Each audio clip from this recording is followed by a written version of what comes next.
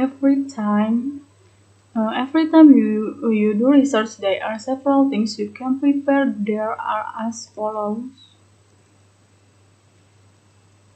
First, test for finding what you need to read. Take advice from available source, your supervisor, manager, fellow research or study. Look at books, journal, or other materials that appear relevant by asking advice, browsing around, or using a library catalog or internet search. And then see the following two sections on using libraries and using internet for further advice. You will find that keyword search can be particularly useful. Once you have identified relevant cell or internet location, look at other material there which are relevant to your topic. Once you have identified relevant journal in print or online, look through recent issues to find the most up-to-date writing on your topic. Second, basic reading strategies. Where to read? The obvious place to read, at least up until the last few years, may seem to be library, particularly if you are doing a research project in an academic setting. Libraries come, of course, in different ways. They may be wide-ranging or specialist research, general or academic in function, for reference only, or available for browsing. This last distinction highlights a critical point that of access, while public libraries are available to everyone, and university libraries normally allow access to all bonafide research. Some might impose restrictions on borrowing or charge fees, and others might prohibit access altogether. What to read? The short answer to the question of what to read has to be read as much and as many different kits or sorts of text as possible. This will enable you to encounter a range of view and from or presentation within the different kinds of writing appreciated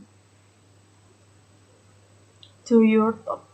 The kinds of things you may read could include book of all kinds, journal, local, national, and international, home-owned overseas, practitioner-oriented or research-based, popular and academic, and abstraction journals. Reports produced by institutions or organizations of different kinds, including employers, representative associations, political parties, trade unions, voluntary bodies, community groups, central and local government, and international bodies. Popular media, the daily and weekly press, magazine, radio, and television broadcasts.